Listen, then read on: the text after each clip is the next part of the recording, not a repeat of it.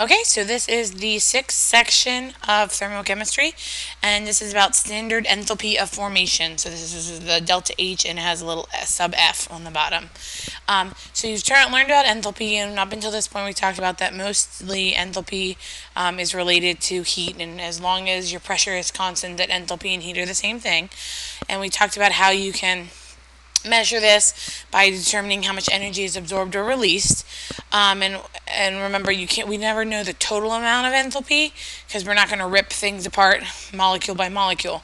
But what the enthalpy of formation refers to is when you compare them to a reference. So just like we pick sea level, and that's our reference point for mountains and valleys, delta heat of formation, that's what you can think of. And what they do is they basically take things and they say, okay, what's the base level that they can be at, and then compare them energy-wise.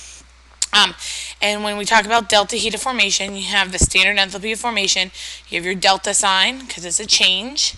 H for enthalpy, the little F is for formation, and that's important. And this little degree sign, or 0 up above, is for standard conditions. So 1 atmosphere, 25 degrees Celsius, that kind of thing. Remember that your reactants and products are going to be at the standard state.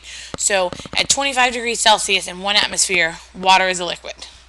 At 25 degrees Celsius and 1 atmosphere, CO2 is a gas. So if CO2 is not a gas, then he would have a different delta H. And you have to just make sure you look up the appropriate states, because if you're in one state, you're going to be different than if you're in another state. And again, you just want to make sure you're looking at the most stable form. This thing you're going to do is basically look up a lot of the values. So let me just move this around for a second. This is in your note packet, and this is heats of formations for lots of different elements. And you can see, you just look up what they are and make sure you're looking up the appropriate element or compound. Elements have heats of formations of 0 as long as they're in their normal state, because we don't form elements. They're naturally occurring. So any element like hydrogen gas, like H2, gets 0. Aluminum as like a solid gets a heats of formation of 0. So you just want to make sure that you remember that. But you use this chart, or they give you the values that you need. So it's not really a super difficult math problem. It's just showing you what you need. Alright, so how we do this is we're going to do the direct method, and this is the heats of formations. The next video is about the indirect method.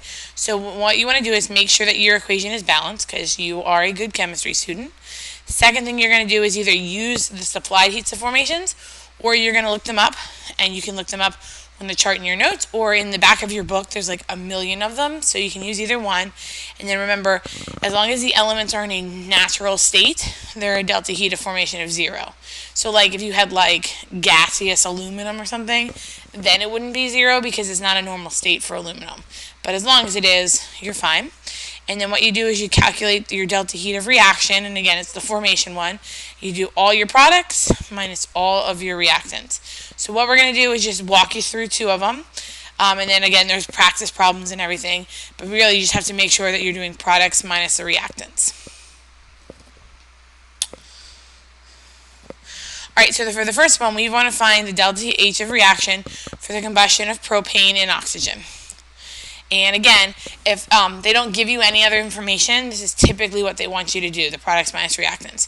So the first step we have to do is we have to write our equation. So we have our propane that they gave us, we're burning it in oxygen, and we make CO2 gas and H2O.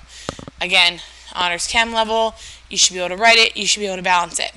Now, the only thing you have to be careful of is make sure you're going to have to know which state these are in. Like propane's really in only one state, oxygen's only in one state, CO2's in only one state, but water can typically change. So I had to indicate that we formed water as a liquid. And again, in the test, on the AP test, anything like that, they're going to have to tell you that, because water could be a gas or a liquid. So this step right here is just showing you what we're doing. So we're going to calculate our heats of reaction. So we're going to calculate delta H. And the first bracket here is all our products. And you can see that my products are 3 CO2s. And I'm going to add it to my 4 waters. And again, I'm going to make sure that my water that I look up is a liquid water, not any other water. I end my brackets, and that's all my products. And I'm going to subtract it from all of my reactants. So my reactants are that I have 1 propane and I have 5 oxygens. And then all I'm doing here is I'm actually plugging in the values from the chart. And again, these numbers are our coefficients, but they're also in relation to moles. So you're saying in this equation I have 3 moles of CO2. And each mole of CO2 I have is negative 393.5 kilojoules. So you're able to cancel things out here. So I plugged in my numbers. Be careful with your negatives and positives. And at the very bottom here, you get the negative 2,219.9 kilojoules. Now, I will tell you one thing. This unit, they'll accept kilojoules. It's technically the unit really should be kilojoules per mole of reaction, as written here. But as long as they'll accept either one. So, I mean, it's your choice. You either need to remember that that's what it inherently means, or you can write it out. But I mean, when you write this negative 2,219.9 kilojoules, you are indicating that as written, this is per mole of the whole reaction. Like this is one whole big reaction here. And you definitely want to take note that it's negative, which means it's exothermic, it's releasing heat. Every combustion reaction should be negative, so you just want to check that out. I will pause for the next one. Take a couple minutes, try and see if you can get it, and then I'll flip it over to the next one and just show you the answer.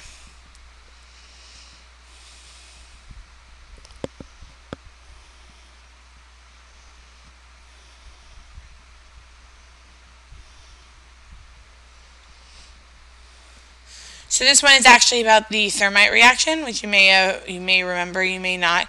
And you've seen the thermite video before, so don't really worry about that, or you can look up thermite. But again, remember, thermite is aluminum powder, very fine aluminum powder with iron oxide powder, and it makes aluminum oxide and pure molten iron. So you want to remember doing products minus reactants.